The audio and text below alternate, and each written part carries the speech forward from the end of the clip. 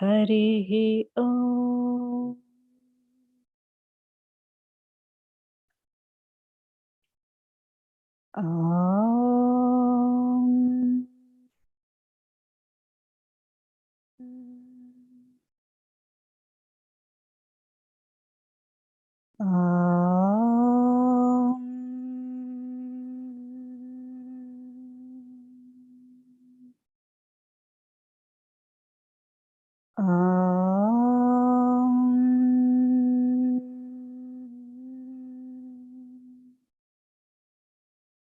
गुरुर्ब्रह्मा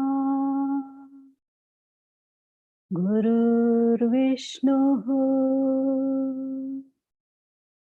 गुरुर्देवो महेश्वरः गुरुर्साक्षात् परं ब्रह्मा तस्मै श्री गुरवे नमः। ब्रह्मानन्दं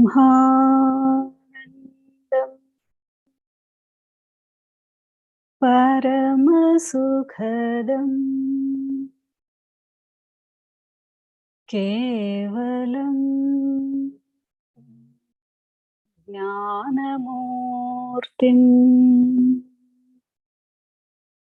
द्वन्द्वातीतं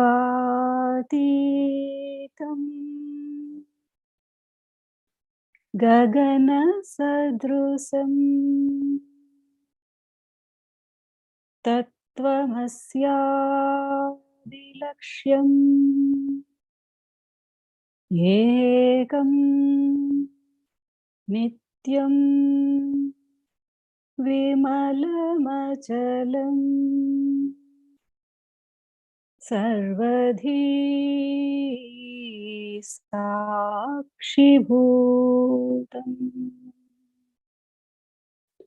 भावातीतं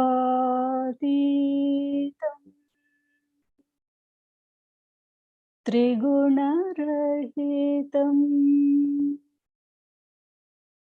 सद्गुरुं तं नमामि।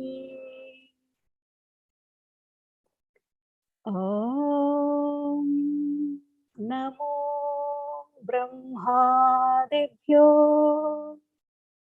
ब्रह्मविद्या सम्प्रदाय कर्तृभ्यो वंश ऋषिभ्यो महाभ्यो नमो गुरुभ्यः। सर्वोपप्लवरहित प्रज्ञानघन प्रत्यगर्थो ब्रह्मैवाहमस्मि। अहं पदार्थरहितः सदाशिवसमारम्भा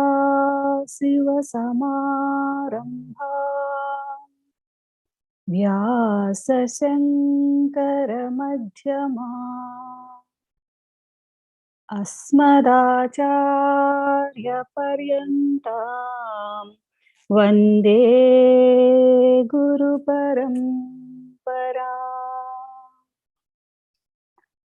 ॐ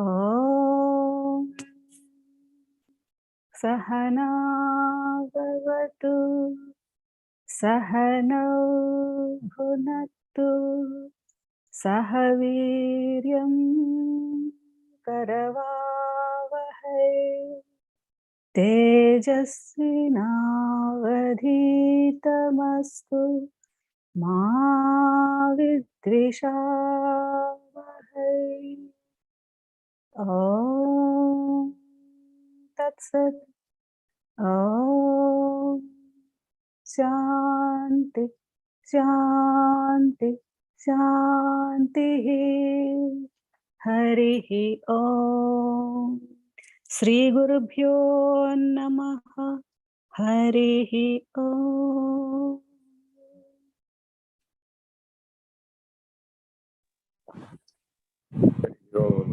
చదవండి.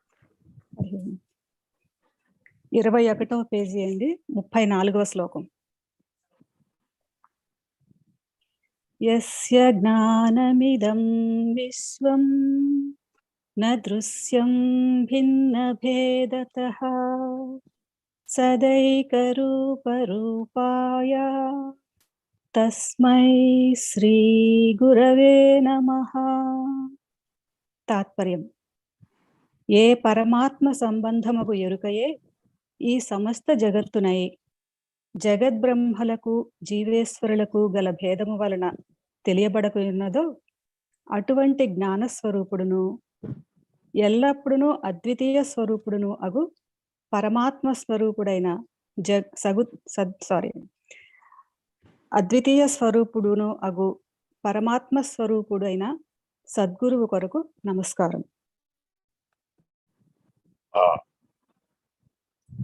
ఈ ఉపదేశంలో జ్ఞానం అంటే ఏంటి, ఎరుక అంటే ఏంటి, సద్గురు ఎలా ఉన్నాడు, పరమాత్మ ఎలా ఉన్నాడు అనేటటువంటి ఉపదేశాన్ని తెలియజేస్తున్నారు. యస్య జ్ఞానమిదం విశ్వం నదృశ్యం భిన్న భేదతః సదైకరూపరూపాయ తస్మై శ్రీ గురవే నమః. సాధారణంగా మానవులందరూ మానవోపాధి ధరిస్తూనే జ్ఞానంతోనే మానవోపాధిని ధరిస్తారు. కేవలం ఈ మాట బ్రహ్మ విద్యలో మాత్రమే చెప్పవచ్చు.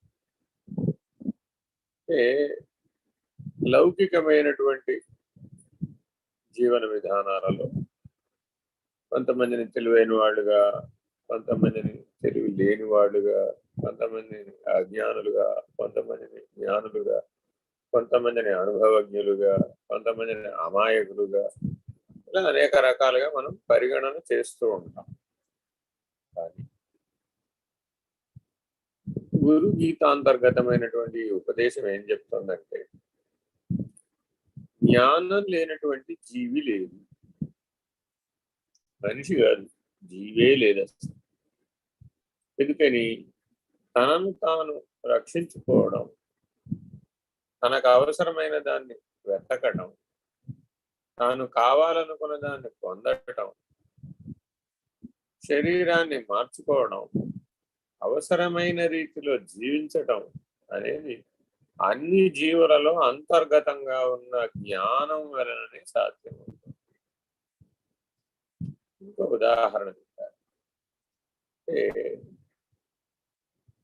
ప్రకృతిలో ఋతుభేదాన్ని అనుసరించి కొన్ని జీవులు వాటి మనుగడ కొరకు అవి భక్షించబడకుండా ఉన్నటువంటి పద్ధతిలో వాటి రంగులు మార్చుకుంటూ ఉంటాయి. వర్షాకాలంలో చెట్లన్నీ చిగిర్చి ఆకుపచ్చగా ఉంటాయి కదా, అప్పుడు అంతా ఆకుపచ్చ రంగులో ఉంటాయి. అవి ఆకుల్లో కలిసిపోయి ఉంటాయి, అసలు వాటిని గుర్తుపడమే కష్టం, దొరకవు అనమాట. మళ్ళా ఋతువు మారుతుంది. మారగానే ఆ శరద్ ఋతువు రాగానే శరద్ ఋతువు పద్ధతులు, హేమంత ఋతువు రాగానే హేమంత ఋతువు పద్ధతులు, శిశిర ఋతువు రాగానే శిశిర ఋతువు పద్ధతి. స్పష్టంగా కనపడేవి ఎప్పుడంటే వర్ష ఋతువు, శిశిర ఋతువు. శిశిర ఋతువుల్లో ఆకులు అని పడిపోతుంది. ఆ పండుటాకుల మధ్యలో ఇది కూడా అలాగే పండిపోయిన రంగులోనే ఉంటుంది, గుర్తుపట్టలేము. మరి దానిలో ఏ జ్ఞానం ఉండబట్టి తనను తాను అలా రక్షించుకోగలుగుతుంది? కాబట్టి అసలు నీ ఉనికిలోనే జ్ఞానం ఉంది, నీ ఉనికే జ్ఞానం. ఉనికి వేరే, జ్ఞానం వేరే లేదు. ఉనికిలో జ్ఞానం ఉందంటాం కూడా ఒప్పుకోదట. బ్రహ్మ విద్య ఏమని చెప్తుందంటే, ఉన్నదంతా బ్రహ్మమే అంటుంటే, ఉనికి అంతా బ్రహ్మమే అంటుంటే, బ్రహ్మము స్వయం జ్ఞాన స్వరూపమే అయితే ఉన్నది అని అసలు దేనికైనా ఒకటి చెప్పేవా, అది జ్ఞానమే అయ్యి. ఏదైనా సరే ఇది ఉన్నది అన్న, ఇది ఉన్నదా లేనిదా రెండే మాటలు. పరమార్థిక విద్యలో పరలౌకిక అనుభవాలలో నువ్వు ఉన్నదాన్ని తెలుసుకుంటున్నావా, ఉన్నదాన్ని అనుభూతి చెందుతున్నావా, లేనిదాన్ని తెలుసుకుంటున్నావా, లేనిదాన్ని అనుభూతి చెందుతున్నావా? రెండు ప్రశ్నలు. ఇన్ని ప్రశ్నలకు అవకాశం లేదా? అందుకని విద్య అంటే ఏమిటయ్యా? విద్యయా అమృతమశ్నుతే, అంతే. అమృతాన్ని తెలియచెప్పేది ఏదో అదే విద్య. అమృతాన్ని తెలియజెప్పడం కాదట, అది సరైన అర్థం కాదట, అది వాచ్యార్థం అట. నీవే అమృతమై ఉన్నావని తెలియజెప్పేది ఏదో అది విద్య. ఇది లక్ష్యార్థం. విద్యయా అమృతమశ్నుతే అనేటటువంటి ఉపనిషద్వాక్యానికి వాచ్యార్థంగా చూస్తే ఏది నీవు అమృతమని తెలియజెప్తుందో దానిని విద్య అని అంటాము. అది వాచ్యార్థం. అదే లక్ష్యార్థం దృష్ట్యా చూస్తే అమృతమే నీవై ఉన్నావయ్యా బాబు అని చెప్పడమే లక్ష్యార్థం. మరి అనుభవార్థం ఏమిటండి? అనుభవార్థం ఏమిటంటే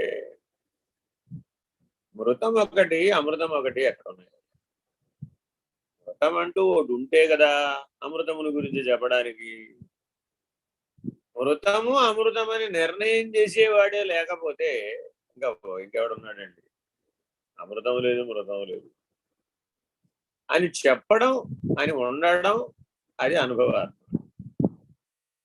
కాబట్టి ఇది కరెక్టా కాదా అని విచారణ చేసే కాలం అంతా సాధన కాలం.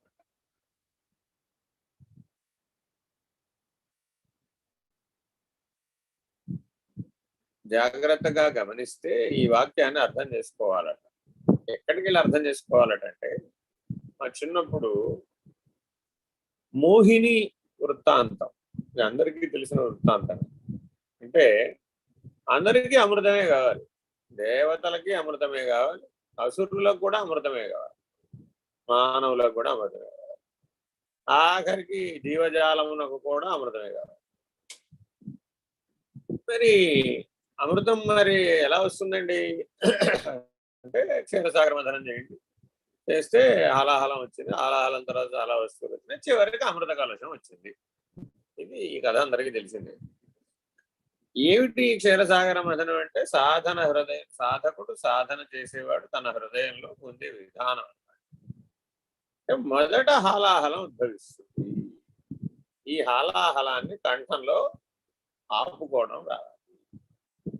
చాలా మంది మన సత్సంగ సభ్యులందరూ చెప్తూ ఉంటారు, ఇవాళ సాధన చేశానండి, ఏదో ప్రమాదం వచ్చేసిందండి బాబు, బ్రహ్మాండం బదలైపోయిందండి బాబు, చాలా భయం వచ్చేసిందండి బాబు, అదైపోయింది, ఏం పర్వాలేదు, తర్వాత తగ్గిపోవడం ఏంటంటే ఇప్పుడు ప్రమాదం వస్తుంది. ఏం ప్రమాదం వచ్చిందమ్మా? లేదండి బాబు, అసలు ఏమైపోతున్నానో నాకే తెలియడం లేదు. ఏమైపోతావమ్మా? మహా పోతే ఈ శరీరం పోతుంది, ఎక్కడికి పోతుంది? ఏం పోతుంది? ఈ శరీరం పోతుంది, శరీరం వస్తుంది, ఏముంది దాంట్లో? దాన్ని ఎంత గురించి పెద్ద ఆలోచించేది. నువ్వు ఎక్కడికి పోవు కదా, నీవు శాశ్వతుడవనే కదా ఆత్మవిచారణ చెప్తుంది. మరి దాని గురించి ఎక్కువ ఆలోచించాల్సిన, నీకు భయం ఎక్కడి నుంచి వస్తుంది? అసలు నీ లోపల నుంచే భయం రావాలి, కానీ నీ బయట నుంచి భయం వచ్చే అవకాశం లేదు కదా. కాబట్టి నీ లోపల భయం అంతా ఏమిటి అంటే, నేను ఎక్కడా పోతాను అని. నువ్వు ఎక్కడ పోతావు, నువ్వు ఎక్కడికి పో అనే సత్యం దానికి బోధించడం నేర్చుకోవాలి. నేను ఎక్కడికి పోను, పోతే గీతే మహాపోతే ఈ శరీరం పోతున్నాను. సరే, శరీరం ఉండగా ఏమైనా చేయగలమా? చేయవచ్చు. ఏం చేయవచ్చు? మృతమేదో అమృతమేదో తెలుసుకోవచ్చు. అది క్షీరసాగర మథనం. అంతేగాని అక్కడెక్కడో పాలకడలలో ఏదో తిప్పారు చేశారు కాదు. అది తిప్పేది చేసేదంతా సాధకుడు హృదయంలో. కాబట్టి ఆ క్షీరసాగరం అంతా సాధకుని హృదయం అయితే, అతనిలో ఉన్న ప్రాణం ఆ అల్లెత్రాడు వాసుడు, అతనిలో ఉన్నటువంటి దైవీ గుణాలు ఆసురీ గుణాలు, ఈ రెండు కలిసి మథనం చేస్తూ ఉంటాయి. చేస్తే అనేక రకాలైనటువంటి ఉత్తమమైనటువంటి అనుభూతులు, అనుభవాలు కలుగుతుంటాయి. కలిగేటప్పుడు ఏం జరుగుతుందంటే, ఆ మథనం జరిగినప్పుడు మనలో ఉన్నటువంటి అధమమైనటువంటి సంస్కారాలు రద్దయిపోతాయి. ఈ అధమమైన సంస్కారాలు రద్దయిపోయేటప్పుడు ఈ తమో గుణం మనల్ని, రజోగుణం మనల్ని విడిచేసేటప్పుడు ఊరికే విడిచిపెట్టదు. సరైన అనుభవం వచ్చేట్టు చేసి విడిచిపెడుతుంది. లేకపోతే నీకు అది శాశ్వతమైన పరిణామంగా రాదను. అందుకని తీవ్రమైన కష్టాలు వచ్చినట్టుగా, తీవ్రమైన ఘర్షణలు వచ్చినట్లుగా కాసేపు కనబడు. కాసేపు గనక నువ్వు ఊరక ఉండి, ఉదాసీనతతో ఉండి సాక్షిగా గనక ఉంటే మళ్ళా రావిదవి, అది శాశ్వతంగా రద్దయిపోయి. అట్లా ఈ మథనాన్ని కొనసాగించాలి. కాలం కొనసాగించాలండి అంటుంటారు. కాలం ఏంటి? ఆ అమృత స్వరూపమే నీవని తెలిసేదాకా. నీవు అదే అయి ఉన్నావు, తత్వమసి. ఆ అమృత స్వరూపం, తత్పదార్థం ఏదైతే ఉందో అది అమృతం. త్వం ఏదైతే ఉందో అది మృతం. అంటే ఈ మృతమే ఆ అమృతం అవుతుందంటారా, లేదా ఆ అమృతమే ఈ మృతం అయిందంటారా అని అడిగారు అనుకో. ఏమయ్యా, జీవుడు బ్రహ్మమును ఎరిగాడంటావా, బ్రహ్మమే జీవుని ఎరుగుతున్నాడంటావా అని ఈ ఉపదేశం ప్రశ్నిస్తుంది. అంటే బ్రహ్మములోను జీవములోను సామాన్య లక్షణం ఎరుక, సామాన్య లక్షణం ప్రకాశం, సామాన్య లక్షణం జ్ఞానం. మరి నీవు ఆ ఎరుకని ఆధారంగా చేసుకుని కదా ఇది జీవము అది బ్రహ్మము అనేటటువంటి దృష్టిని కలిగి ఉన్నావు. జీవము కూడా అమృతమే కదా, బ్రహ్మం అమృతమైనప్పుడు. ఎందుకని ఆ బ్రహ్మము బింబమైతే ఈ జీవము ప్రతిబింబం కదా. ఏమంటే ప్రతిబింబం కూడా బింబానికి ఉన్న లక్షణాన్ని కలిగి ఉన్నట్లుగా కనపడుతుంది, కానీ యథాతథముగా ఉన్నదా? యథాతథంగా లేదు. ఇది ఇక్కడ చాలా బాగా అర్థం చేసుకోవాలి. లేకపోతే పక్కదారిని పడిపోతారు, చాలా ప్రమాదం కూడా వస్తుంది. బ్రహ్మము యథాతథంగా జీవంగా లేదు, లక్షణ రీత్యా ఉంది. కాబట్టి లక్ష్యాన్ని ఎప్పుడు లక్షణ రీత్యానే గుర్తించాలి. ఆ లక్షణ రీత్యా గుర్తించడానికి ఎరుక అని. ఎరుక అంటే ఏమిటంటే, ఎరుక అంటే ఏం లేదు, ఏ లక్ష్యమైతే నువ్వు పెట్టుకున్నావో ఆ లక్ష్యానికి ఉన్నటువంటి లక్షణాన్ని గుర్తుపెట్టి లక్షణ సామ్యం చేత జీవము బ్రహ్మము ఒకటి అనే నిర్ణయంలో మూడవస్థలలో ఉండగలగటం, అవస్థాత్రయ సాక్షిగా ఉండగలగటం. ఈ అవస్థాత్రయ సాక్షికే ఎరుక అని పేరు. ఈ నాలుగవ శరీరానికే ఎరుక అని పేరు. దీనికి జ్ఞాన శరీరం అని కూడా పేరు. మామూలు మాటల్లో చెప్తే జ్ఞాత అని కూడా అంటుంటాం. సాంఖ్య విచారణ దృక్పథంతో చెప్తేనేమో జ్ఞాత అంటాం, అదే అద్వైత దృక్పథంతో చెప్పినప్పుడు బ్రహ్మం అంటాం. ఏమండి, జ్ఞాత బ్రహ్మము, జ్ఞాత కూటస్థుడు అని సాంఖ్య విచారణలో చెప్పేది ఒకే బ్రహ్మము యొక్క రెండు ముఖాలు. ఒకే బ్రహ్మము యొక్క రెండు ముఖాలు ఏంటంటే, ఒక బ్రహ్మమునకు రెండు ముఖాలు ఉంటాయి. ఆ ఒక ముఖమేమో సగుణం, రెండో ముఖమేమో నిర్గుణం. సగుణంగా ఉన్నప్పుడు జీవుడుగా కనుకుంటాడు, నిర్గుణంగా ఉన్నప్పుడు బ్రహ్మముగా ఉన్నాడు.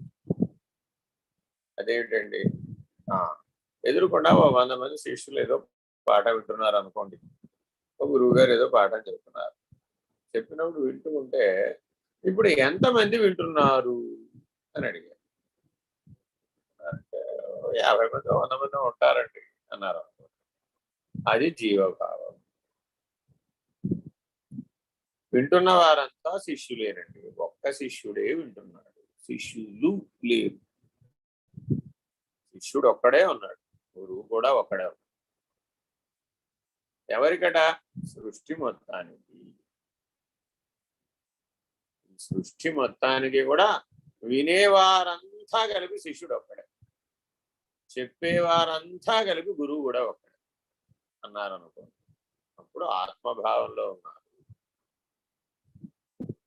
సరేనండి, చెప్పే స్థానంలో గురువు గారు ఎట్లా ఉన్నాడో వినే స్థానంలో కూడా గురువు గారే ఉన్నాడు.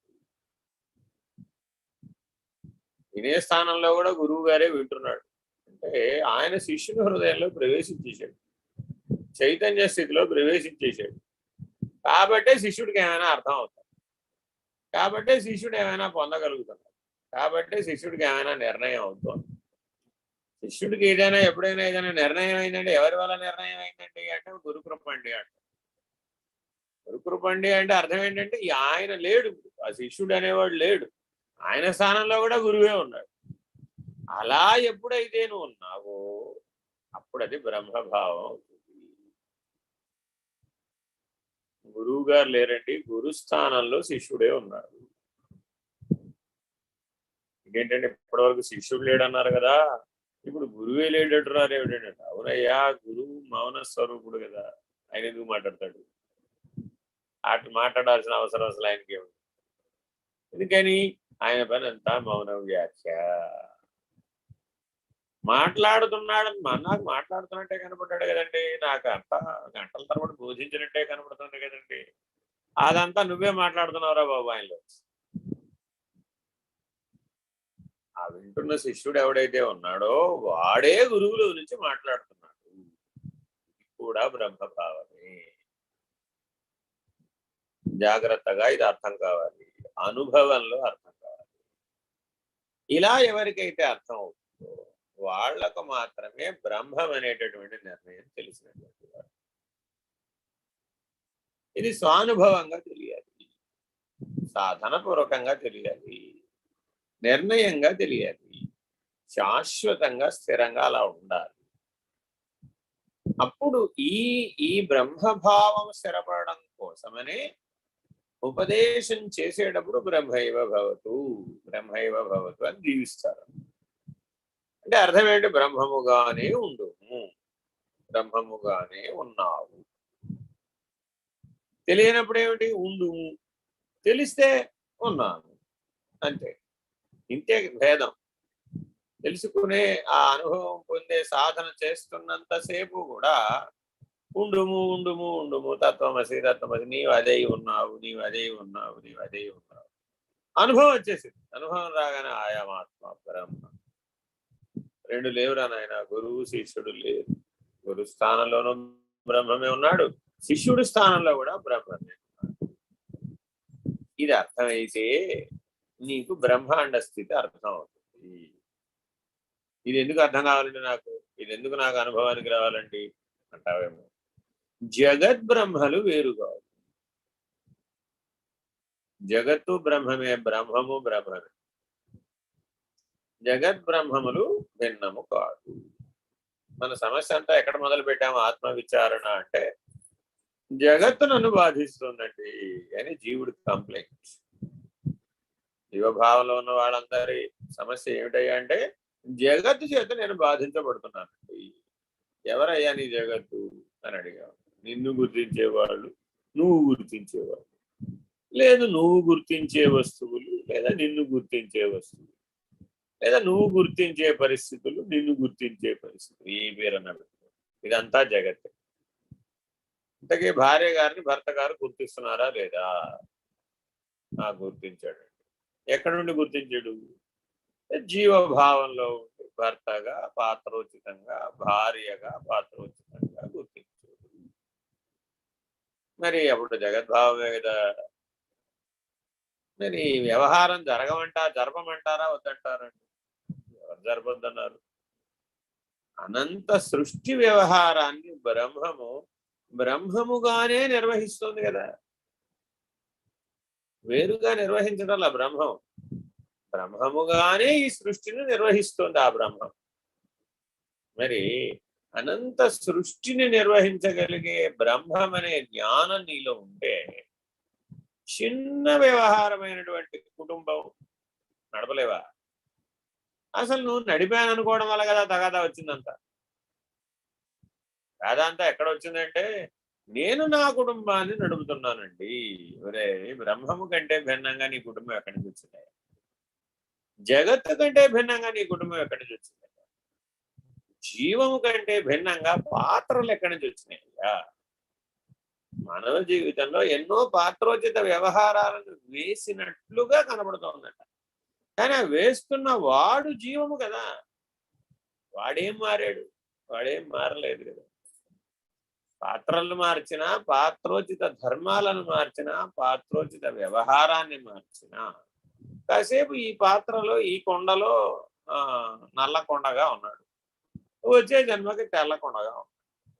ఏమైంది ఇప్పుడు? తెల్ల కొండ అయితే ఏమైంది, నల్ల కొండ అయితే నీళ్లు చల్లబడడం ప్రధానం కానీ, నల్ల కొండ అయితే ఏమైంది, తెల్ల కొండ నీళ్లు చల్లబడలేదు అనుకోండి, ఏ కొండ అయినా విసిరి పక్కన ప్రయోజనం లేదు కదా. అట్లాగే ఏ పాత్ర వేసావు, ఏ పాత్రతో వ్యవహరించావు అనేది అక్కడ అప్రధానం. నీవు బ్రహ్మం అనేటటువంటి నిర్ణయాన్ని పొందే దిశగా ఈ పాత్రని వాడేవా లేదా, ఈ పాత్రోచిత వ్యవహారం చేసేవా లేదా? మరి నేను బ్రహ్మం అనే నిర్ణయాన్ని పొందితే అప్పుడు ఈ జగత్తు కూడా బ్రహ్మమే కదా. అందుకని ఈ ఉపదేశంలో ఎత్తుగడలోనే ఒక గొప్ప మాటను వేశారు, జగత్ బ్రహ్మ. ఎంత ధైర్యం కావాలో ఈ మాట అనాలంటే, బాగా తెలుసుకోవాలండి.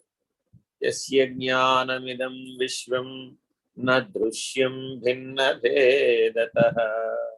జగద్బ్రహ్మలు, జీవేశ్వరులు, ఈ రెండు తోస్తేనే ఆయన విచారణకు అవకాశం, లేకపోతే లేనే లేదు. అసలు నాకు జగత్తు తోస్తోంది, ఇదే విచారణ చేసి అది మిథ్యని తెలుసుకో, బ్రహ్మమే సత్యం అని తెలుసుకో, ఉన్నది బ్రహ్మమేనని తెలుసుకో.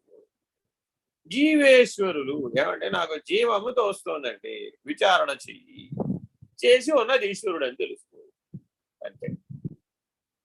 ఉన్నది ఈశ్వరుడని, ఉన్నది బ్రహ్మమని ఎవరికైతే నిర్ణయం అయిందో వాడికి బంధం ఎక్కడా? గురువు గారు ప్రశ్నిస్తున్నారు, ఏమయ్యా నాకు బంధం ఉంది, నన్ను విముక్తుని చేయండి, నాకు దుఃఖం ఉంది, నా దుఃఖాన్ని పోగొట్టండి, నాకు బోళ్ళు సమస్యలు ఉన్నాయి, సమస్యలు పోగొట్టండి అంటావేమిటయ్యా? అజ్ఞానం కదా, అవిద్య కదా, అది మృతం కదా. చాలా మంది మృతం అంటే ఏమనుకుంటారంటే చనిపోవడం, మరణిస్తుంది అనే దృష్టితో చూస్తారు. కానీ వాస్తవానికి మృతం అంటే మృణ్మయం, మట్టితో తయారైన అది మృతం. మరి అమృతం అండి మృణ్మయం కానిది, హిరణ్మయం. ఇది స్ఫురించాలి నీకు. జగత్ అంతా మృణ్మయం, బ్రహ్మాండమంతా హిరణ్మయం. నీకెప్పుడు బ్రహ్మాండం హిరణ్మయ కోశం కనబడుతూ ఉండాలి, నీ పంచకోశాలు కనబడుతూ ఉంటాయి. నీ పంచకోశాలు మృణ్మయం, అది మృతం. కానీ బ్రహ్మాండ వ్యాప్తమైన హిరణ్మయ కోశం లేకుండా ఈ పంచకోశాలు ఎక్కడి నుంచి వచ్చినాయి? అవకాశం ఇది. కాబట్టి సకల బ్రహ్మాండానికి ఉనికిని ప్రసాదించేటటువంటి హిరణ్మయ కోశం కదా నువ్వు అని ఈ 5 కోశాలను దాటించి నిన్ను బ్రహ్మమయమైనటువంటి హిరణ్మయ కోశంలో ప్రవేశపెట్టేవాడెవడో వాడు నీకు సద్గురువు. ఏమంటే సద్గురువు ఎవరండి? మానవుడు ఏం చేయాలట? తప్పక ఒక సద్గురువును ఆశ్రయించాలి. ప్రతి మానవుడు తెలిసైనా తెలియకైనా, ప్రాప్తవశాత్తైనా, ప్రయత్నవశాత్తైనా, లేదా ఆగంతుకమైన ఏదో ఒక రూపంలో, ప్రారంధవశాత్తు ఏదో ఒక రూపంలో సద్గురువును ఆశ్రయించడం తప్పదు. ఆఖరికి 100 జన్మల పాటు ప్రయత్నం చేసైనా సరే 101వ జన్మలో అయినా సద్గురువు ఆశ్రయాన్ని పొందుతారు. ఎవరికైనా ఒకవేళ ఏ జన్మలోనైనా సద్గురువు లభించాడు నాకు అని అనిపిస్తే దాని వెనక 100 జన్మల పుణ్యార్జితం ఉంటుంది. 100 జన్మల పుణ్యం ఒక్కసారే గనక ఫలిస్తే నీకు సద్గురువు లభిస్తాడు అంటుంది వివేక చూడాలి. ఇది ఎవరికి వాళ్ళకి తెలియాలట. నాకు సద్గురువు లభించాడా లేదా? లభించాడు, ఈ జన్మకి నాకు ఇంక నేను వెతకవలసిన అవసరం లేదు, అన్వేషించవలసిన అవసరం లేదు అన్నావే అనుకోండి, అయిపోయింది. ఆ జన్మలో నీకు ఈ పంచకోశాలను దాటి హిరణ్మయ కోశం నేనే ఉన్నాను అనేటటువంటి నిర్ణయం వచ్చింది. అప్పుడు మృణ్మయం అనేటటువంటి పరిస్థితి రాదు. ఈ సత్యాన్ని గ్రహించాలట. ఇలా గ్రహింపజేసేవాడు ఎవడో వాడు సద్గురువు. సరేనండి. ఆ సద్గురువు ఏ స్థితిలో ఉండి నాకు ఈ పని చేసి పెట్టగలుగుతాడు? నన్నంతా వ్యవహారం అదే కదా. నాకేం ఉపయోగమో చెప్పకపోతే నేను ఆయన పట్టుకుని ప్రయోజనం ఏమిటండి? ఆయన ఏ స్థితిలో ఉన్నాడో తెలియాలి, నాకెలా ఉపయోగపడతాడో తెలియాలి, నేను అలా అవ్వాలి. ఇది సాధకుడి దృక్పథం. ఎలా అయినా ఇలాగే చూడాలండి ఎప్పుడూ కూడా. కాబట్టి సద్గురు దర్శనానికి వెళ్ళినప్పుడు ఎక్కడైనా సరే నీకు ఆయన సద్గురు అని నీకు ఎలా తోస్తుంది అంటే, మొట్టమొదటి మెట్టు ఏమిటయ్యా అంటే, నీ ప్రయత్నం లేకుండా నీకు అమనస్క భావం కలుగుతుంది. ఇది నీకు వెంటనే అనుభవానికి వస్తుంది. ఎవరికైతే అమనస్క భావం కలిగిందో వాళ్ళు ఆయనే నాకు సద్గురు అనే నిర్ణయాన్ని ఎలా పొందుతాడయ్యా అంటే, ఆయన సన్నిధానంలో ఉండగా సర్వవ్యాపక ప్రకాశ అనుభవం వస్తుంది. ఇది రెండో నిర్ణయం. మొదటి నిర్ణయం ఏం రావాలట అంటే, అమనస్క భావం కలగ, నీ ప్రయత్నం లేకుండా, నువ్వేం చేయక్కర్లా, ఆయన సన్నిధానంలో కూర్చుని ఉంటే చాలు నీకు అమనస్క భావం వచ్చేస్తుంది. రెండో అనుభవం ఎలా వస్తుంది? నాకు ఎలా ఇప్పటికి కూడా నిర్ణయం అవ్వలేదే, 33% అయ్యింది, ఇంకా 66 అవ్వలేదు కదా అంటారు. ఇంకో 33 అయిపోతుంది. ఎలా అంటే సర్వవ్యాపక ప్రకాశ దర్శనం ఫినిష్డ్.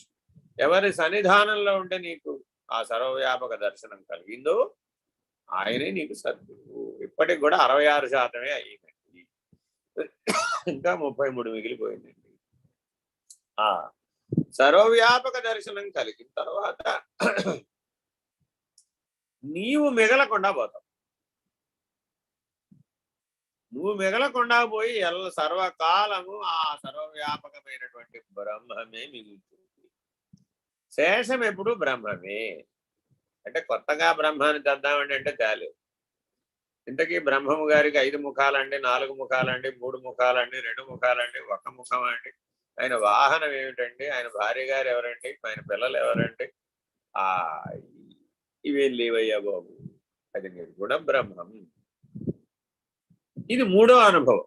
ఎవరికైతే ఈ నిర్గుణ బ్రహ్మం అనేది అనుభవానికి వస్తుందో, అనుభూతిగా నిర్ణయం అవుతుందో, అది అవ్వాలి అంటే ముందు సర్వవ్యాపక ప్రకాశం నేనని తెలియాలి. అది రెండో అనుభవం. మొదటి అనుభవం అమనస్క భావం. ఇట్లా అమనస్క భావం నుంచి సర్వవ్యాపక ప్రకాశ స్థితికి, సర్వవ్యాపక ప్రకాశం నుంచి నీవు బ్రహ్మము, శేషించినది బ్రహ్మము, అది నిర్గుణం అనే నిర్ణయానికి ఈ 3 33 99 అయ్యింది. ఇప్పుడు ఇంకా ఒక్కటి మిగిలిపోయింది. ఆ ఒక్కటి పరమాత్మ. ఆ పరమాత్మ అన్నటువంటి నిర్ణయం కలిగితేనే అది పూర్ణమైంది, లేకపోతే అవ్వదు, అపూర్ణమే. ఆ ఒకటి కలవకపోతే అది అపూర్ణమే. ఆ ఒకటి ఏమిటయ్యా అంటే గురువుతో ఐక్యతా సిద్ధి. ఎప్పుడైతే నీకు గురువుతో ఐక్యతా సిద్ధి కలుగుతుందో అప్పుడు ఇక పూర్ణమైంది. అప్పటిదాకా పూర్ణం అంటానికి వీలు. అందుకని మనకి ఉపదేశ మంత్రాలలో కూడా పూర్ణ మంత్రం అని ఒక మంత్రం. ఆ పూర్ణ మంత్రం ఎప్పుడు ఉపదేశించాలయ్యా అంటే ఈ 3 అనుభవాలు పూర్తవ్వాలి. మొదటి అనుభవం అమనస్కం, రెండో అనుభవం సర్వవ్యాపక ప్రకాశమే నేనే ఉన్నాననే తుర్య నిష్ఠ, మూడవ అనుభవం శేషించినది బ్రహ్మము, జగద్బ్రహ్మ, ఉన్నదంతా బ్రహ్మమే, సర్వం కల్విదం బ్రహ్మ అనే నిర్ణయం రావాలి. ఈ 3 నిర్ణయాలు ఎవరికైతే వచ్చిందో వాణ్ణి గురువు తనలో కలిపేసుకుంటాడు. అందరినీ కలిపేసుకోవచ్చు కదండి, అందరినీ కలిపేసుకోవడం కుదరదు. అదేంటండి మీకు ఇంత పక్షపాతం? ప్రపంచంలో ఉన్న వాళ్ళు అందరినీ ఒకేసారి కలిపేసుకుంటే ఏ గొడవ ఉండదు కదా, అందరికీ ఓసారి ముక్తి మోక్షం వచ్చేస్తుంది కదా అన్నారు అనుకోండి. సరే, నదితో పాటు రాళ్ళు రప్పలు కూడా వచ్చి సముద్రంలో పడతాయండి. నదిలాగా కలిసిపోగలుగుతుందా? కలవలేదు కదా. అందువలన ఈ 3 అనుభవాలు ఎప్పుడైతే నీకు నిర్ణయం అవుతాయో అప్పుడు నీకు పరబ్రహ్మం అనేటటువంటి పరమాత్మ, ఇది గుర్తుపెట్టుకోవాలి. పరమాత్మకి 2 ముఖాలు ఉంటాయి. ఒకటి బ్రహ్మము, 2 పరబ్రహ్మ. అక్కడ పరమాత్మనే అంటాం, ఇక్కడ పరమాత్మనే అంటాం. ఇది పైమెట్టు మీద మాత్రమే చెప్పడానికి వీలు. అందుకని ముందు నీకు అక్కడ దాకా నీకు నిర్ణయం తెలియాలి. అందుకని అందరికీ ఏం చెప్తూ ఉంటాం, సాధన నిర్ణయం గురువు ఇది ఏం చెప్తూ ఉంటుందంటే, నాయన నీకు ఎప్పటికైనా జగద్బ్రహ్మలు, జీవేశ్వరులు అభిన్నమని తెలియాలి. అభిన్నమని తెలిస్తే తప్ప అద్వైతానికి వీలు కాదు. అద్వైతం తెలియక అచల నిర్ణయం కాదురా బాబు. Very very important. అంటే నిర్ణయాలు 3: 1 అభిన్నం, 2 అద్వైతం, 3 ఆచరణం. ఈ పద్ధతిగా నీ నడక సాగాలి. చాలా జాగరూకుడై గురుగీతను అర్థం చేసుకోవాలి. ఇది ద్వైతానికి కూడా మనకు వస్తుంది. ఇదే గురుగీత. ఏమిటి ద్వైతం? జగత్ బ్రహ్మలు వేరు కాదు, నువ్వు నీ కుటుంబం వేరు కాదు. కరెక్టే కదా? జీవేశ్వరులు వేరు కాదు, నువ్వు ఆరాధించే ఇష్టదైవం వేరు కాదు. ఏం చేయమంటారండి? జీవితకాలం ఆరాధించు, జీవితకాలం కుటుంబంలో చేరుచు. నాకంటే ఇది వేరుగా లేదనే భావంతో చెయ్యి. కర్మ మార్గంలోకి వచ్చేసాం, కిందకు వచ్చేసాం. ఇక్కడ కూడా చేయటమే, కానీ ఎలా చెయ్యాలి? నాకంటే అది వేరుగా లేదని చెయ్యాలి. వేరుగా ఉన్నది అని చేసినంత కాలం నీకు అది బంధ కారణం. ఇంతే. కాబట్టి జాగ్రత్తగా బంధాన్ని విచారణ చేస్తే అది నాకంటే భిన్నంగా ఉన్నదనే దృష్టి వలన బంధం ఏర్పడుతోంది. ముక్తి ఎలా వచ్చిందయ్యా? అది నాకంటే వేరుగా లేదని చెప్పడంతో ముక్తి నిర్ణయం అయింది. ఏదైనా సరే అది నాకంటే వేరుగా లేదురా బాబు అన్నాడు అనుకోండి, అప్పుడు ఏమైపోయింది? కలిసిపోయింది. కాబట్టి అమనస్క భావమే కుదరనటువంటి వాడికి సర్వవ్యాపక ప్రకాశమే నేనే ఉన్నాననే తుర్యనిష్ట కలగదు. తుర్యనిష్ట కలగని వాడికి ఉన్నది బ్రహ్మము, సర్వం కలువిదం బ్రహ్మ అనే నిర్ణయం రాదు. అలా రాని వాడికి గురు శిష్య అద్వైత స్థితి, ఏకత్వానుభూతి కలగదు. అది కలగకపోతే పరము అనేటటువంటి నిర్ణయం నీకు తెలియజెప్పడం మౌనం ద్వారా కుదరదు. ఏమంటే ఎందుకు కావాలండి ఇది అంటే, ఆ మౌన వ్యాఖ్య నీకు తెలియజెప్పాలి అంటే ఆ అద్వైత అనుభూతి కలగాలి, గురు శిష్య అద్వైత అనుభూతి కలగాలి. ఏమంటే మాకు ఎక్కడా ప్రాక్టీస్ లేదే. ప్రాక్టీస్ ఉంటే కదా మేము ఏమన్నా చేయగలిగేది. ఫుట్బాల్ మ్యాచ్ ఆడమంటున్నారు మీరు, మ్యాచ్ ఆడాలంటే ముందు ప్రాక్టీస్ చేయాలి కదా. అవును, కరెక్ట్. అందుకే కదా నేను గృహశాసనంలో పెట్టింది, రోజు ఫుట్బాల్ ఆడడానికి. నిన్ను ప్రపంచంలో అందరు నేను ఎందుకు ఫుట్బాల్ ఆడుతున్నారయ్యా? అద్వైత అనుభూతి నీకు తెలియజెప్పడానికి, ఆ అమనస్క స్థితిని పొందమని చెప్పడానికి. అమనస్క స్థితిలో ఉన్న వాడికి జగద్భావమే లేదు, జీవభావమే లేదు. ఎప్పుడైతే ఆత్మానుభవం, సర్వవ్యాపక ప్రకాశం, ఆత్మనిష్ఠుడను నేననే దృష్టిలోకి వచ్చేసాడు అనుకోండి, అప్పుడు ఏమైపోయింది? రెండవది ఎక్కడి నుంచి తెస్తాడు? అనేది తేలేడు. మరి 2 స్థానాలు కనబడుతున్నాయి కదండి. 2 స్థానాల్లో నేనే ఉన్నాను బాబు. గురువు స్థానంలోనూ నేనే ఉన్నాను, శిష్యుడి స్థానంలో కూడా నేనే ఉన్నాను. ఉపదేశ కాలంలో గురువుగా ఉన్నాను, శ్రవణ కాలంలో శిష్యుడుగా ఉన్నాను. ఒకే బ్రహ్మము ఉపదేశ కాలంలో గురువుగా ఉన్నది, శ్రవణ కాలంలో శిష్యుడుగా ఉంది. మరి 2 అని చెప్తావా, 1 అని చెప్తావా? ఒక బ్రహ్మమే కదా. అలాగే సగుణముగా తోచినప్పుడు ఆ సగుణ బ్రహ్మమే నీకు జగత్తుగా తోస్తుంది. ఆ నిర్గుణ బ్రహ్మమే ఉన్న వాస్తవ బ్రహ్మము. అంటే ఏమిటండి? ఆ మిథ్యా వస్తువు ఒకటి, వాస్తవ వస్తువు ఒకటి. వస్తువుకు 2 ముఖాలు ఉన్నాయి. నేటి భౌతిక విజ్ఞాన శాస్త్రం దీన్ని నిరూపించింది. కనబడే వస్తువు వస్తువు కాదు, దాని వాస్తవిక స్థితి వేరుగా ఉంది అంతే. దాని వాస్తవిక స్థితి నీకెప్పటికీ ఇంద్రియాలతో నువ్వు తెలుసుకోలేవు. ఇంద్రియాలకు తోచేదంతా జగత్తు అంతే. ఏదైనా సరే నీ ఇంద్రియాలతో నువ్వు తెలుసుకున్నావు, అదంతా జగత్తు. ఇంద్రియాతీతంగా ఏమైనా తెలుసుకున్నావు అనుకోండి, అప్పుడు అది దాని వాస్తవిక రూపం. Very very important. ఏమండి, అమృతాన్ని నేను ఇప్పుడు ఇంద్రియాలతో తెలుసుకోవాలా, ఇంద్రియాతీతంగా తెలుసుకోవాలా? ఈ డౌట్ దేవతలకు అసురులకు ఇద్దరికి వచ్చింది. ఇద్దరు ఏమన్నారు? అదేదో అమృత కలశం వచ్చిందట, ఆ అమృత కలశాన్ని ఎత్తుకుపోయి మనం కాస్త దాగేస్తే ఎప్పటికీ పోమిక, శాశ్వతంగా మరణం లేదు. దేనికి మరణం లేదు అన్న ప్రశ్న రాలా అసురులకు. దేనికి మరణం లేదన్న ప్రశ్న వేసుకోలేదంటే గురువుగా పరమాత్మ చెప్పిన బోధంతా పోయింది పక్కకి.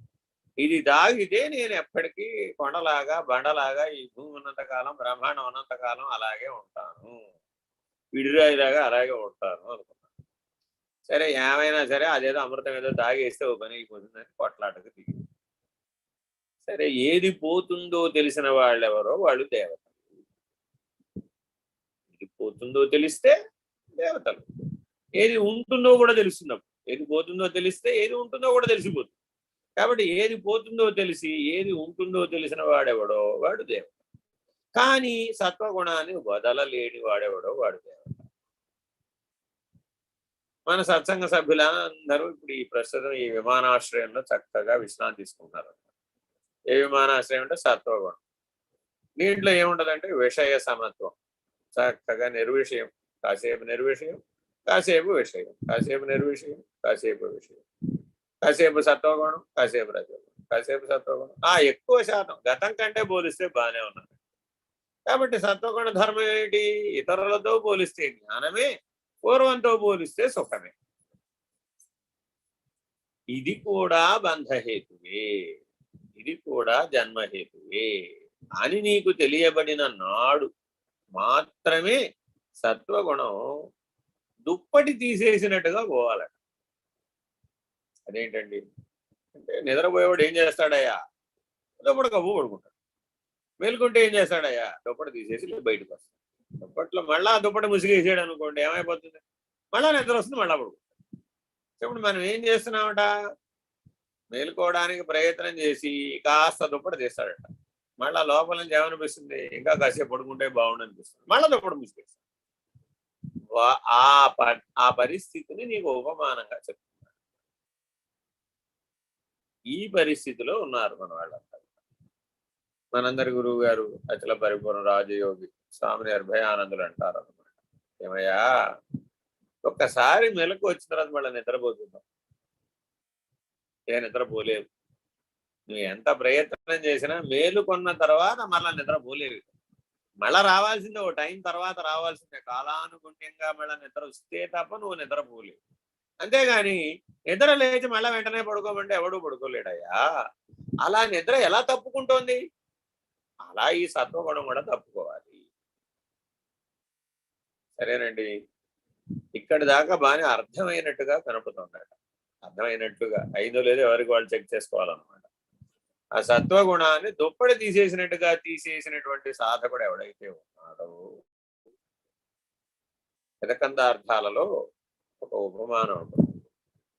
స్వామి కూడా చెప్తూ ఉంటారు. పాము కుబుసం విడిచినట్టు, మేలుకొన్నవాడు దుప్పటి తీసేసినట్టు ఎరుక విడవాలి. ఎరుక విడవాలి అంటే ఆ ఎరుక హిరణ్మయ కోశం. అది 6వ కోశం. 5 కోశాలనే దాటలేనటువంటి వాడు 6వ కోశాన్ని దాటాడు. అది సాధ్యమయ్యే పనినా? అసాధ్యం కదా. కాబట్టి షట్కోశరహితం అవ్వాలి అంటే ముందు షడూర్మి రహితం అవ్వాలి, షడ్భావ వికార రహితం అవ్వాలి, అరిషడ్వర్గ రహితం అవ్వాలి. ముందు ఇవన్నీ 6 ఈ 6 ఉన్నవన్నీ పోగొట్టుకోవాలంటే 5 ఉన్నవన్నీ బాగా అభ్యాసం చేయాలి. 5 ఏమిటండి? పంచకోశాలు, సాధన పంచకం, కోశ పంచకం, వివేక పంచకం, విచారణ పంచకం, ఇలా 5 చెప్పుకుంటూ వచ్చారు. ఆత్మ విచారణ, బ్రహ్మానుసంధానం అంతా. ఇదంతా చేస్తే ఏమవుతుందండి? 6వ కోశం నిర్ణయం అవుతుంది. ఆ హిరణ్మయ కోశం నిర్ణయం అవుతుంది. ఎవరికి వాళ్ళు సాధకులైన వాళ్ళు నేను జ్ఞానినేనా కాదా అని నిర్ణయం కావాలనుకోండి. జ్ఞాని అంటే తప్పక ఎప్పుడూ హిరణ్మయ కోశంలోనే ఉండాలి. సర్వదా సర్వకాలేషు సర్వత్ర తిష్టతి. ఆ హిరణ్మయ కోశానికి 3 లక్షణాలు ఉన్నాయి. సర్వదా సర్వకాలేషు సర్వత్ర తిష్టతి. అది హిరణ్మయ కోశం. ఇక్కడ ఉంది, అక్కడ లేదని చెప్పడానికి వీల్లేదు. బ్రహ్మాండం అంతటా ఉందట. ఇక్కడ ఉంది అక్కడ చెప్పడానికి వీల్లేని బృహత్ అనేటటువంటి లక్షణంతో ఉన్నది. అది అమృతం. సర్వకాలేషు సర్వత్ర సర్వదా తిష్టతి అనేటటువంటిది ఏ నిర్ణయం ఉందో అదే అమృతం. అదే విద్యయా అమృతం వస్తుంది.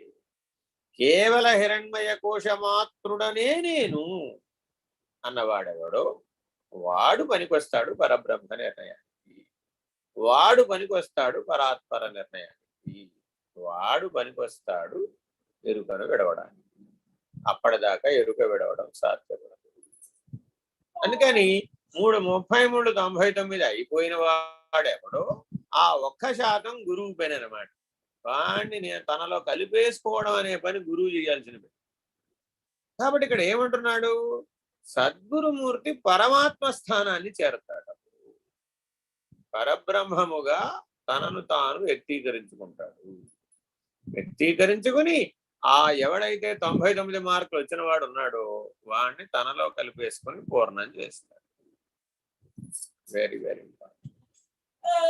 చాలా మంది సద్గురువులకి దగ్గరగా కూర్చునే ప్రయత్నం చేస్తున్నట్లుగా అనేక చోట్ల కనబడుతుంది. సమాధికి దగ్గరగా, మూల బేరం, ధ్రువ బేరానికి దగ్గరగా కూర్చునే ప్రయత్నం కూడా చేస్తాం ఏదైనా ఆలయానికి వెళితే. ఏమిటయ్యా అంటే అందులో కలిసిపోవచ్చు. అది హిరణ్మయ కోశ ప్రతీక. దాంట్లోంచి ప్రకాశం వెదజల్లబడుతూ ఉంటుంది. ఎప్పుడైతే నీకు ఈ 3 అనుభవాలు పూర్తయిపోతాయో అప్పుడు ఏమైపోతావంటే అది నిన్ను కలిపేసుకునే అవకాశం వస్తుంది. కాబట్టి ఏం చేయాలయ్యా, భగవాన్ సత్యసాయిబాబా అంటారు. మరి కుల్వంతరాయ సభా మండపంలో దాదాపు ఒక 20-30 వేల మంది కూడా పడతారేమో మొత్తం అంతా సరిగ్గా కూర్చోబెడితే. మీరు ఎక్కడ కూర్చున్నారన్నది ప్రధానం కాదు, నాతో ఐక్యతా సిద్ధిని పొందారా లేదా అన్నది ప్రధానం.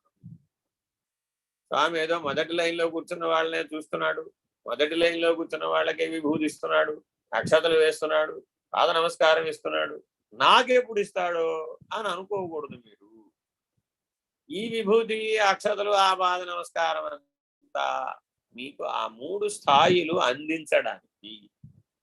ఏమిటా 3 స్థాయిలు? అమనస్క భావం, 2 సర్వవ్యాపక ప్రకాశం, 3 బ్రహ్మము, ఉన్నదంతా బ్రహ్మమే. ఈ 3 స్థాయిలను అందుకోవాలి. గురువు గారు కూడా, సద్గురుమూర్తి కూడా ఎవరైనా కాళ్ళ మీద పడ్డారనుకోండి, లేదా ఎవరైనా తనను స్మరించారనుకోండి, ఎవరైనా తనైనా ఆశ్రయించారనుకోండి, ఈ 3 స్థాయిలో ఎక్కడున్నాడా అని చూస్తారు. Very very important. చాలా మంది అంటే 99% మంది అసలు అమనస్క భావంతో ఆశ్రయించరు, అమనస్క భావం కొరకు ఆశ్రయించరు. ఎందుకని? అయ్యో మనసే లేకపోతే ఎలాగండి నా జీవితం. ఎందుకంటే చిన్నప్పటి నుంచి అభ్యాస బలం అంతా ఉంటుంది. మనసు లేకపోతే జీవితమే వెలవెల విలవిల ఇలాంటి పాటలన్నీ బాగా వినుంటాడు. అవన్నీ బాగా పనిచేస్తూ ఉంటుంది. కాబట్టి ఆ భ్రాంతి, ఆ మాయా ప్రభావం, ఆ త్రిగుణాత్మకమైనటువంటి పని బలంగా పనిచేసి ఎంతసేపు మనోపరిధిలోనే సద్గురువును ఆశ్రయించే ప్రయత్నం చేస్తారు. వీళ్ళందరూ కూడా కర్మవశాత్తు ఉన్నటువంటి వాటిని రద్దు చేసుకుని అమనస్క భావాన్ని పొందాలి. అమనస్క భావం పొందినటువంటి వాడికి సర్వవ్యాపక ప్రకాశ స్థితి కలుగుతుంది. ఏమంటే ఎప్పటికి కలుగుతుంది? నువ్వు ఎప్పుడు రెడీ అయితే అప్పుడు. దీనికి ఉదాహరణ చెప్తా. సూర్యోదయం అయింది, తెలుసుకోవాలంటే ఏం చేయాలి? సూర్యోదయం అయితే తెలుసుకోవాలంటే ఏం చేయాలి? మూసుకున్న కళ్ళు తెరవాలి. సర్వవ్యాపక ప్రకాశం నీకు తెలియబడాలి అంటే ఏం చేయాలంటే మూసుకున్న కళ్ళు తెరవాలి, అంతే. ఏముందని పెద్ద విషయం అన్నారు.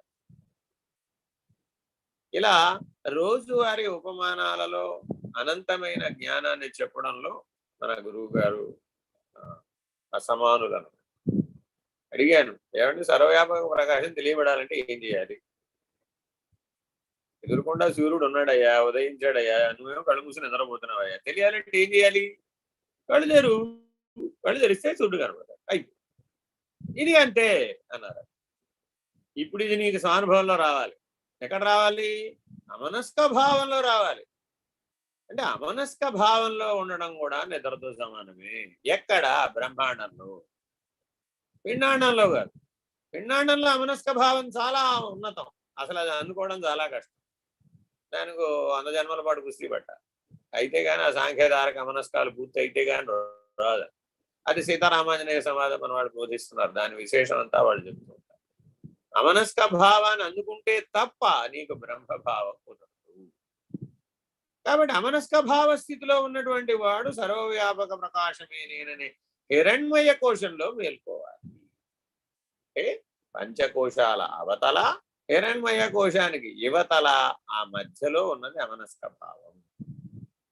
అక్కడ ఎవడైతే మేల్కొన్నాడో వాడు హిరణ్మయ కోశంలో మేల్కొంటాడు. ఆ మేలుకొన్నటువంటి మేలుకోవడం కాదు, అది కూడా నిద్రే. ఏంటండి, నన్ను వదిలిపెడదా ఈ నిద్ర ఎప్పటికీ అంటుంటాడు కొంతమంది. ఎందుకని పాఠం చెబుతుంటే నిద్రపోతుంటాడు, ధ్యానం చేయమంటే నిద్రపోతుంటాడు, పూజ చేస్తూ ఉంటే నిద్ర వచ్చేస్తుంది. ఏ పనైనా చేయనుడు వెంటనే ఆ మహాదేవి ఆవిడ కూడా తెలుసో తెలీదో మీకు అందరికీ, ఆవిడ కూడా ఒక అధిష్టాన దైవం ఉంది, నిద్ర కూడా ఒక అధిష్టాన దైవం ఉంది. ఆవిడ కరుణించకపోతే ఎవడు నిద్రపోలేడు. ఆవలింతలు కూడా ఒక దేవత ఉందంట, జృంభికా దేవత అంటారు. ఆవిడ రాకపోతే ఎవరికి నిద్ర రాదు. కాబట్టి అన్నిటికంటే పెద్ద నిద్ర ఏదయ్యా, హిరణ్మయ కోశం అనే నేననేదే పెద్ద నిద్ర. ఆ హిరణ్మయ కోశం కూడా దాంట్లో నుంచి మేలుకోవాలి.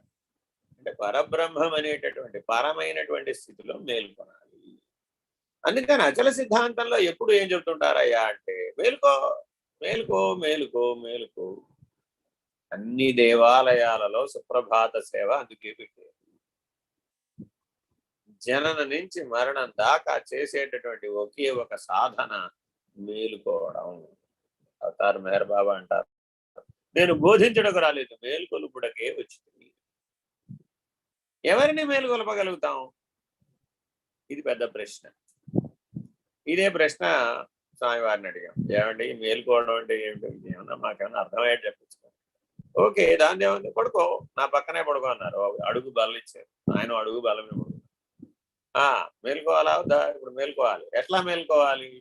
వారు అర్ధరాత్రి ఎప్పుడు సంకల్పం వస్తే అప్పుడు, అంటే 10 తర్వాత నుంచి తెల్లవారుజాము 4 లోపల 10 to 4 ఈ నైట్ అనమాట.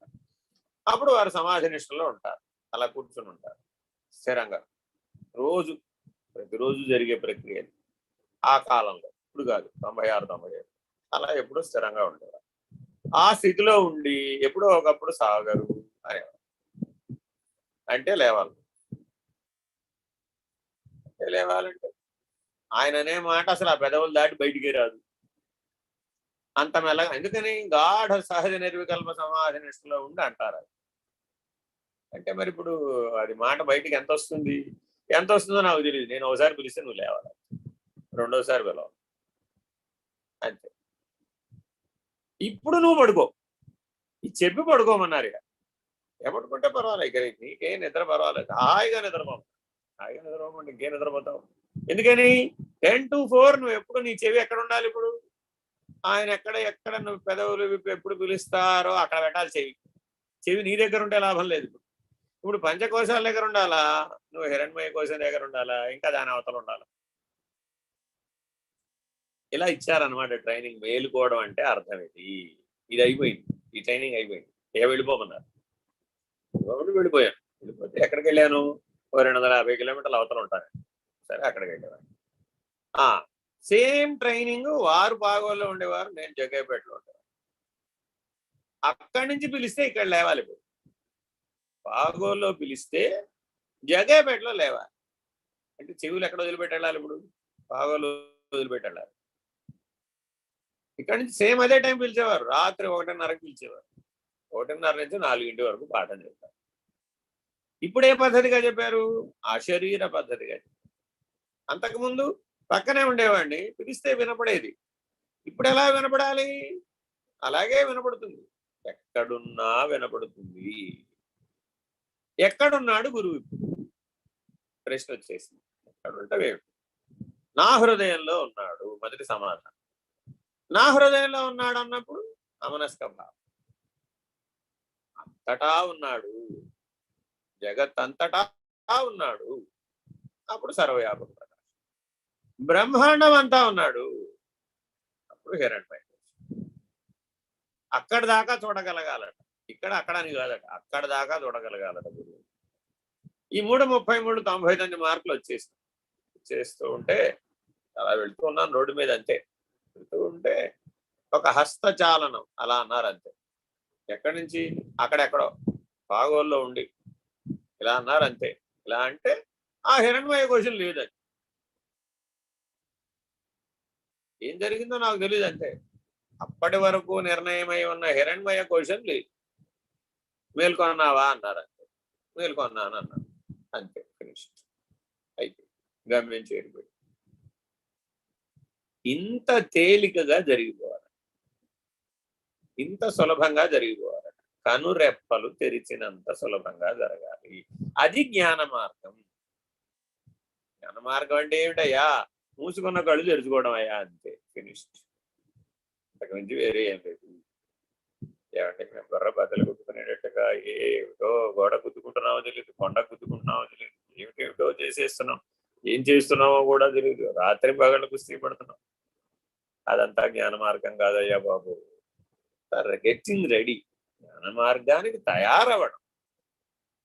జ్ఞానం ఆగంతుకం. జ్ఞానం క్రమం కాదు, ఆగంతుకం.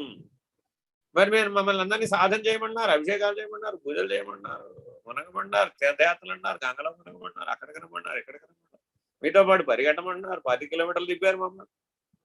ఆ కాళ్ళ నొప్పులు ఇంకా తగ్గలేదు 10 రోజులైనా కూడా. అదంతా గెట్టింగ్ రెడీ. ఈ 3 స్థితులు అర్హమైనటువంటి వాడికి అందించడానికి చేసే ప్రయత్నాలు. వాస్తవానికి మీకేమైనా కావాలా? నన్ను అడిగారు.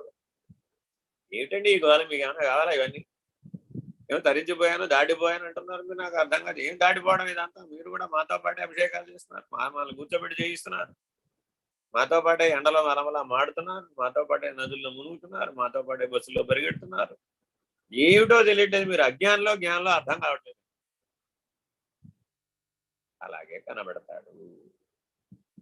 ఎలా కనబడతాడయ్యా? కాసేపు పిల్లవాడితో తల్లి ఊలు కొడుతోందంటే, ఊలు కొట్టినంత మాత్రాన ఆ శైశవావస్థలో ఉన్నటువంటి పిల్లాడు అయిపోతుందా? అవరు కదా. కాబట్టి ఇది కూడా ఏమిటయ్యా? ఊలు కొట్టే పిల్లలు ఉంటారమ్మా. మరి వాళ్ళకి మాట నేర్పాలంటే ఏం చేయాలి? మరి తల్లి కూడా ఊలు కొట్టాల్సిందే, వేరే మార్గం లేదు. తల్లికి తప్ప వేరే వాడు పని చేయలేడు అనమాట. అప్పుడు గురువు కాసేపు తల్లిగా ప్రవర్తిస్తున్నాడు.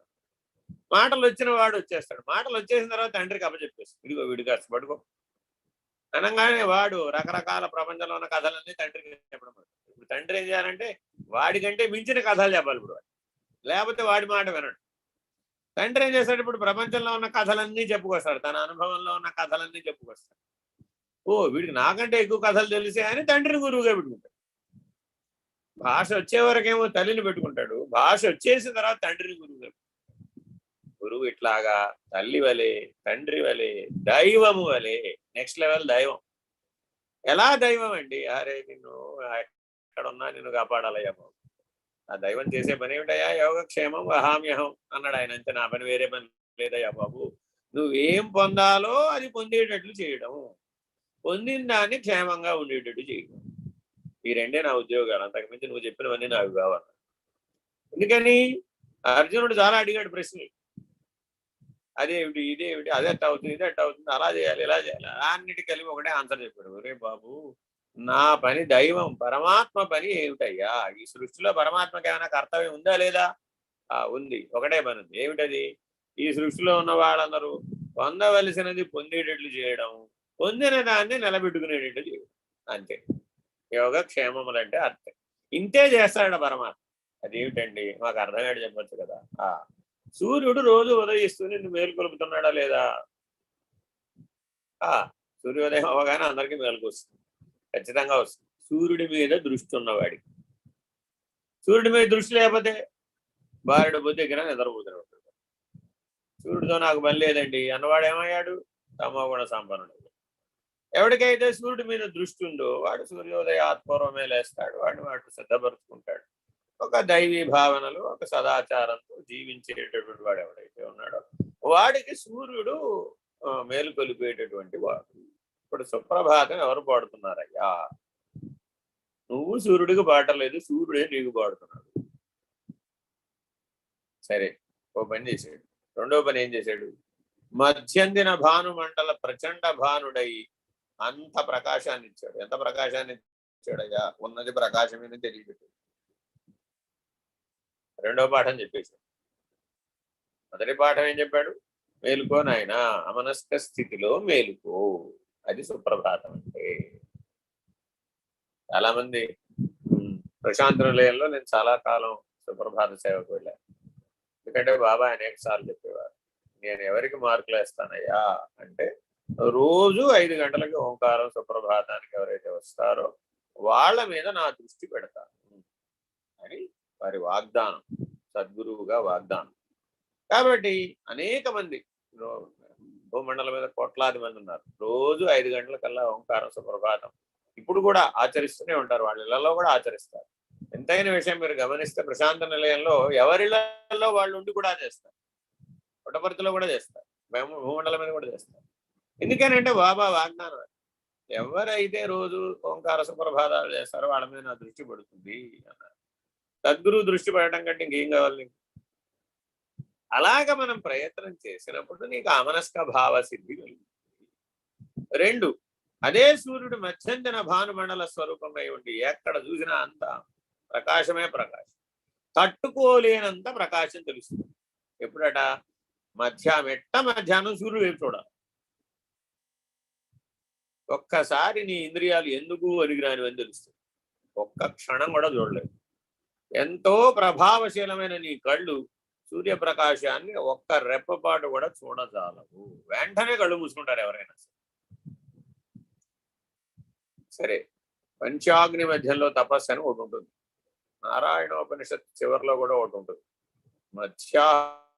మాధ్యాహ్నిక సూర్యుణ్ణి తీక్షణ దృష్టులతో చూస్తూ నారాయణోపనిషత్తు ఎవడైతే పఠిస్తాడో వారిని నారాయణ స్వరూపంగా సర్వవ్యాపక ప్రకాశంగా ఎవడైతే తెలుసుకోగలుగుతాడో వాడికి పంచమహాపాతకాలు ఒక్క క్షణంలోనే భస్మమైపోతుంది జ్ఞానం వలన.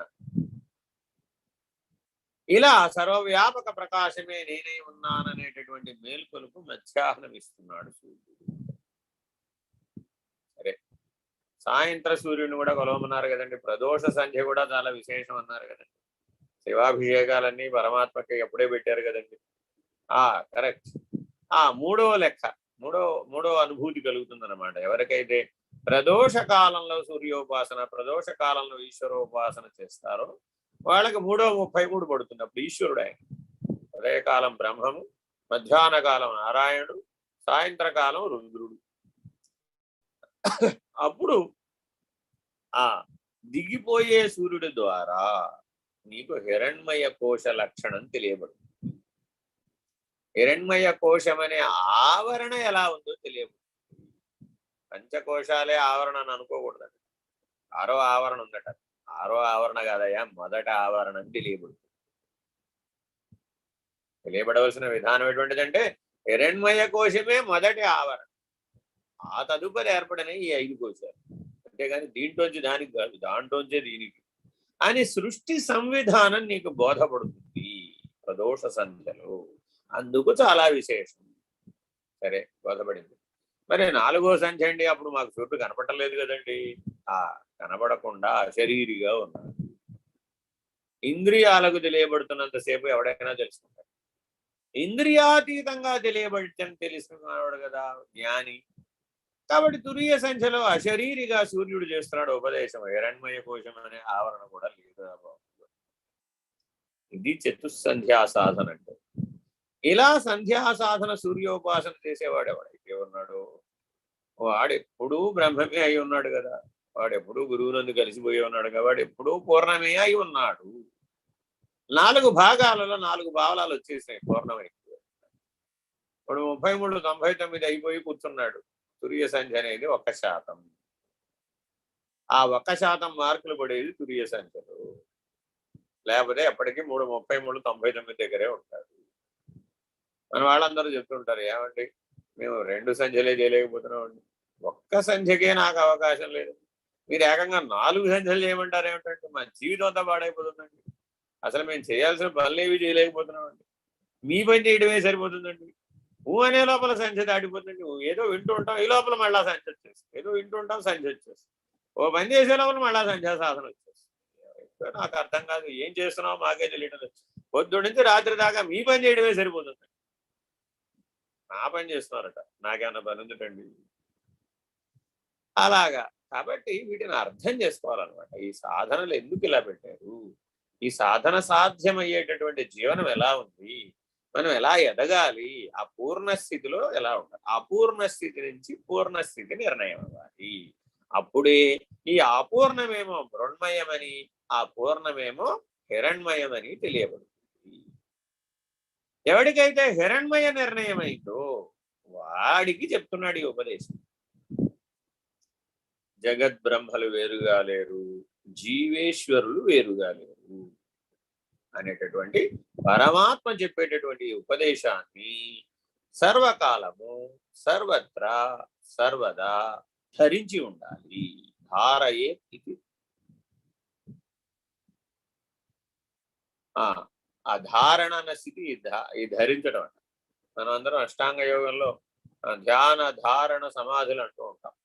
అంటే ధారణ చేయగలిగిన వాడు ధరించాలంటే జ్ఞానాన్ని స్వరూపంగా ధరించాలి. అలా ఎవరైతే ధరిస్తారో వాళ్ళు తప్పక జ్ఞానపూర్వక సమాధి నిష్ఠులు. ఇది గుర్తుపెట్టుకోవాలి. యోగ సమాధులు వేరే, జ్ఞాన సమాధులు వేరే. రెండింటిలోనూ సమాధులు ఉంటాయి. షట్విధ సమాధి నిర్ణయం జ్ఞానపూర్వక మార్గంలోనూ ఉంటుంది, యోగపూర్వక మార్గంలో ఉంటుంది.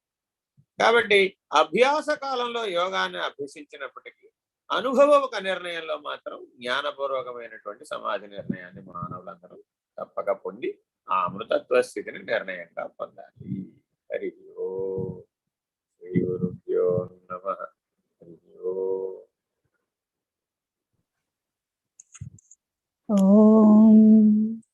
పూర్ణమదః పూర్ణమిదం పూర్ణాత్ పూర్ణముదచ్యతే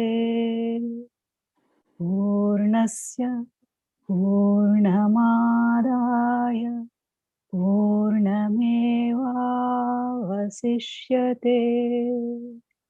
ఓం తత్సత్. ఓం శాంతి శాంతి శాంతి. హరి ఓం. శ్రీ గురుభ్యో నమః. హరి ఓం. నారాయణ నారాయణ నారాయణ.